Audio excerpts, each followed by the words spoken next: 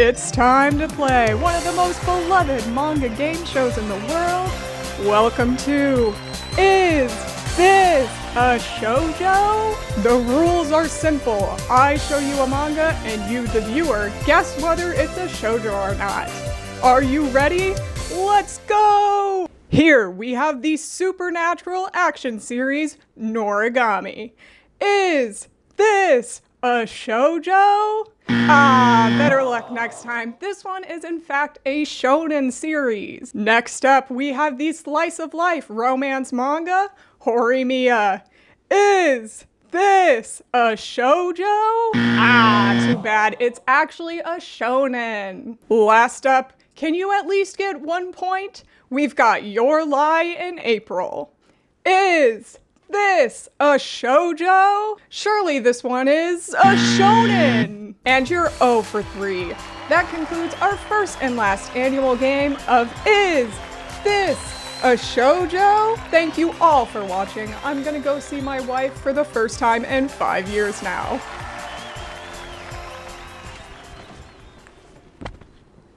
Who the f was that? There's a lot of misinformation and confusion that circles around manga demographics, and in particular, what makes a series a shoujo or not. Some will say that shoujo are just romance series that are set in high school, or just slice-of-life dramas. But there are plenty of shoujo manga series that revolve around action and are set outside of high school, such as Basara, Trinity Blood, or Blank Slate. Others might say that shoujos are just series that feature female main characters. But once again, series like Natsume's Book of Friends, Mr. Villain's Day Off, and Michiru no Sekai say otherwise. So what does shoujo actually mean if none of these assumptions are true? In Japanese, the word shoujo literally translates to young girl. So that's all that shoujo is. They're series that are marketed towards young girls, usually 8 to 20, that are published in a shoujo magazine. I've already made a video on the diversity of shoujo magazines, so if you're interested in that, go ahead and give that one a watch as well. So yeah, that's really all what shoujo manga is. It's just a demographic that's marketed towards girls. Alright, thanks for watching the video, guys. If you liked this one, go ahead. But wait, hold on. How do we distinguish whether a series is a shoujo or not? Why are so many people thinking that Horimiya is a shoujo and that Natsume's Book of Friends is a shonen? Well, obviously, a lot of this boils down to the stereotypes that people have in their heads about what the demographics are. That any series with romance or drama are for girls, and everything is defaulted to series for boys. While there are very staple genres in each demographic, such as battle action for shonen, that doesn't mean that shonen can't have romance series as well. Conversely, while romance is the bread and butter for shoujo, that doesn't mean that shoujo doesn't have plenty of action series. So other than just simply Googling what demographic of a manga is, can we ever really tell what makes something a shoujo? Yes, absolutely we can. And there's several ways that we are able to identify what makes a shoujo, and a lot of this stems from the early years of when shoujo started. Let's start with a brief history lesson on shoujo and where its roots came from. It's pretty debated on when shoujo actually started and who started it, but for time's sake, I'm just going to say that the first known shoujo manga was called Princess Knight by Osamu Tezuka. This series was released in 1953. However, what you might view as the quintessential shoujo art style most likely came from Makoto Takahashi, who was deemed the king of the eye sparkle. These illustrations made by Takahashi were inspired by jojoga, or lyrical illustrations, and some people say that these are the earliest known shoujos. These weren't stories, they were just illustrations though, so it can be debated whether they could be considered shoujo or not. I'm not a scholar though, I am just a shoujo fan, so don't shoot the messenger. In the 60s, you had the female mangaka Hideko Mizuno, who rose quickly on the shoujo scene and helped broaden the genres that were in shoujo at the time. Around this time period of shoujo, most series were just about mother-daughter relationships, but Mizuno brought this new genre of rom-com into the shoujo repertoire. From there, shoujo flourished even further. Many male mangaka that worked in shoujo at the time started to turn to the weekly shonen series due to increased demand. And because of this, there was a gap in mangaka that were making shoujo. That is until what we have nicknamed the Year 24 group came along. This wasn't actually a group of people, but rather just individual female mangaka that happened to be coming up on the shoujo scene at the same time. and all of them were born in the 24th Showa era, which is where the year 24 group came from. Fun fact, only a few of them were actually born in the 24th Showa era. I don't know why they're all considered to be born in 1949, but besides the point, that's just what they're known for. The manga from them that released around this time would be Rose of Versailles by Ryoko Ikeda and They Were 11 by Moto Hagio, which are still acclaimed series today that are considered to be masterpieces.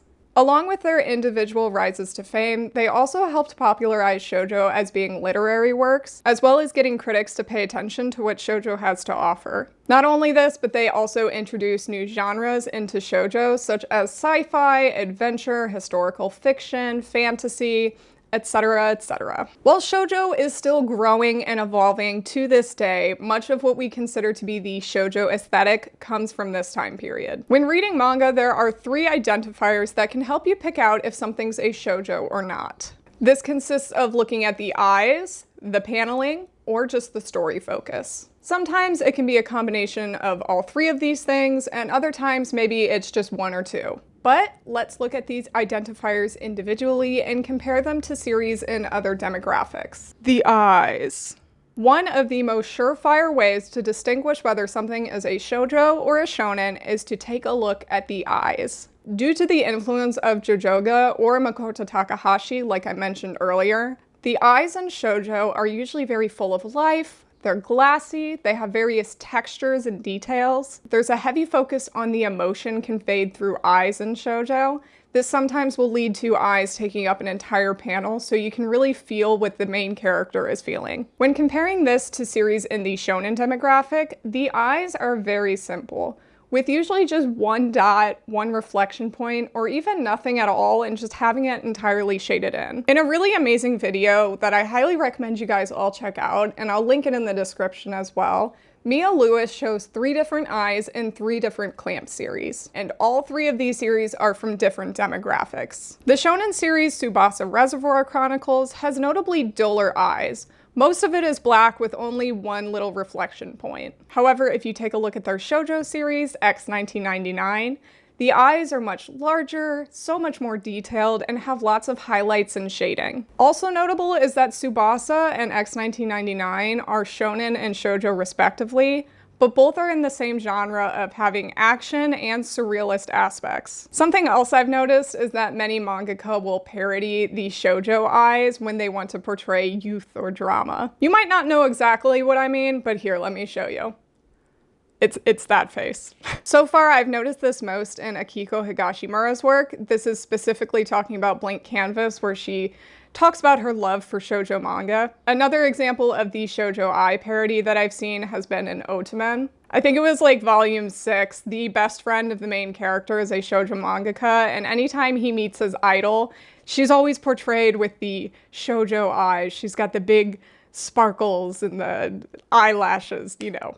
Applying this logic to other series that are commonly confused to be shoujo, you can kind of start to see the pattern of how shoujo eyes are really the staple of the demographic. The manga series Horimiya could probably win grand prize in the I think it's a shoujo category, but looking at the artwork, it's pretty clear that this is a shonen series. The eyes, especially in the early artwork of Horimiya, have literally no detail to them. There's maybe 1 little indent to symbolize that there's a reflection in their eye, but mostly it's just shaded in. Later in the series though, I will say that the artwork gets a little more detailed in the eyes, especially with Miyamura, as he gets a lot of reflection bubbles. There are other reasons why Horimiya doesn't have that shoujo feeling, but more on that later. Let's talk about another aspect that can help you distinguish whether something is a shoujo or a shonen series. The panels.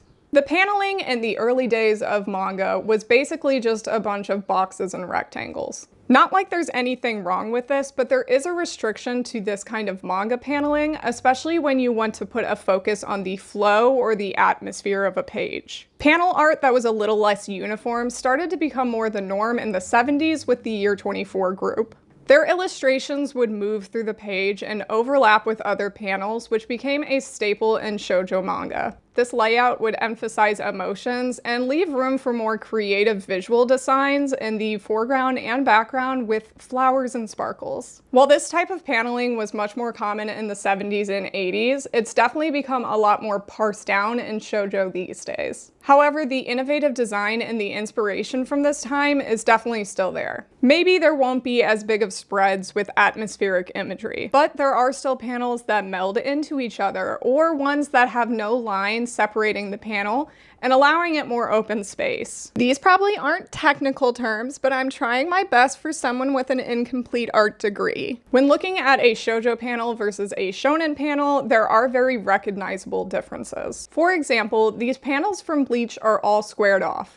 They have a white space in between and have a clear distinction between each box. The lines are also much heavier and draw your focus into the action of the scene. Compare this Bleach panel to another action series in the shoujo demographic, and that is Queen's Quality. While the panels are separated and boxy, they connect by using the atmosphere and the sparkles that run through the page. Some panels don't have a line restricting them, which leaves the background fading into the next panel. The lines in Queen's Quality are also much lighter when you look at the hair and the face, especially compared to Bleach. This way of picking out a shoujo series isn't a guarantee, however, since overlapping panels really isn't just a shoujo thing anymore. It was revolutionized by shoujo in the 70s, but many manga since have, been inspired by this sort of art style. Plenty of series in the shonen demographic will have panels that blend into each other, and plenty of series in the shoujo demographic might be more boxy and restricted. Probably the best way is to just look at the background, see how atmospheric and how softly shaded it is, and maybe then you'll be able to be like, ah, that's a shoujo. Shoujo tends to rely on natural aesthetics like flowers, petals, or feathers,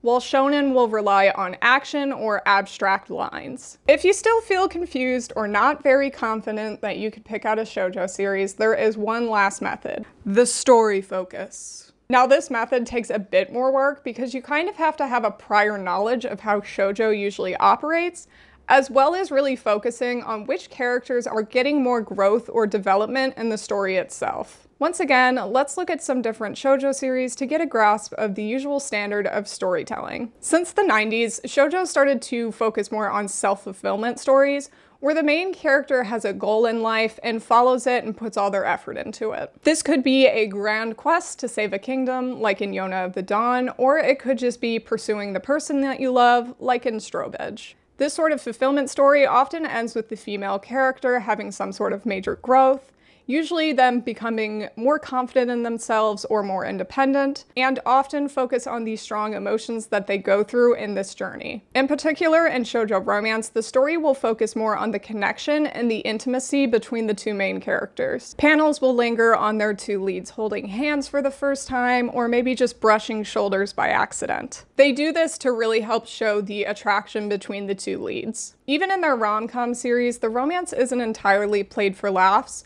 where they'll slow down the series to linger on serious moments. Personally, it's just easier to tell that a shoujo series wants you equally invested in the romance, the characters, and the story. In contrast, I would argue that shonen romance tends to put romance on the back burner. Shonen will focus more on the plot and the comedy rather than the romance itself. And in fact, you could go 20 volumes before a character even realizes they love the other person. The goal isn't as much getting the characters together, but getting a laugh out of you along the way. Obviously, this isn't always the case, as the series Shikimori's Not Just a Cutie does put a focus on the romance of the main couple, but there is still a lack of serious romantic moments that a shoujo would give you. Rather, a lot of the romance in Shikimori's Not Just a Cutie is there to play up the role reversal gimmick of the manga. This isn't to say it's a bad thing, but personally, it's just not my taste. Another thing that can be picked out for shonen is how much character development or growth a female character has in comparison to the male character. Oh, it's not like anyone's gonna get mad at me for this. Let's return once again to Horimiya, because I feel like there's an aspect of the series a lot of people miss that to me makes it decidedly unshoujo. Sure, the series does have a good amount of romance and intimacy between the main characters, but it loses all focus in giving Hori any development after the first few volumes. It's clear that Horimiya is more about the Miya, because Miyamura has growth throughout the entire series, even during little slice-of-life moments. His development never really stops, and you do get Miyamura-focused chapters, even further in the series when they stop focusing really on anyone. While yes, Hori does have some moments, a lot of them take a backseat to Miyamura's development, or sometimes they are just swept under the rug and really never mentioned again. Hori's familial issues, anyone? I guess her mom and dad can just start showing up at home and all of her past trauma is gone. Speaking generally, shoujo just has a better track record at not sidelining their romantic interest development in favor of the other. This isn't to say that shoujo has inherently better stories, but it is to say that the character development and growth is pretty equal between both of the main characters. Now that we have these three identifiers, let's compare them to series that are often confused to be shoujo and see if we can decipher what their demographic is. Starting off with Kaguya-sama Love is War, which is a romance comedy series. People often think that this one is a shoujo because it's a high school setting rom-com that doesn't entirely sideline the female character, Kaguya, and she actually gets development. However, let's take a look at the eyes and the paneling in this manga. The eyes are hardly shaded in with just one dot to represent the iris, which is more common in male-targeted series, as well as the paneling being very boxy, with a lot of white space and not much atmosphere in between. If you compare a panel from Kaguya to a shoujo in a similar genre, Suki no Okini Masumama, you can definitely see the difference again. Even though both are romance comedy series with stricter paneling, the shoujo series leaves more open space for creating atmospheric backgrounds with some nature in it, as well as the eyes having a little more detail in them and some reflections. So with all this, Kaguya is not a shoujo, but it is in fact a seinen manga. Another series that commonly gets mistaken as a shoujo is Toilet Bound HANAKO-KUN. This is a supernatural anime and manga that has a female main character, which once again doesn't sideline her and gives her plenty of agency and growth. We've already discussed how Horimiya is a shonen, and Toilet Bound HANAKO-KUN is actually published in the same magazine, so we can confirm that this one is a shonen as well. But if we look at the eyes and the paneling in the series once again, you can tell it's shonen roots. The lines are heavy with not much shading, and the eyes are mostly either completely black or just have one dot and maybe a reflection like in Nene's. Let's compare a panel from TBHK to that of another supernatural shoujo series, Kami-sama Kiss. You can definitely tell the difference in paneling for this one, as there's a lot more space that gives room for atmospheric backgrounds. The eyes in Kami-sama Kiss actually aren't as detailed, but whenever they give you a close-up, they have the quintessential shoujo eyes. Next up, many people confuse My Dress Up Darling as a shoujo series.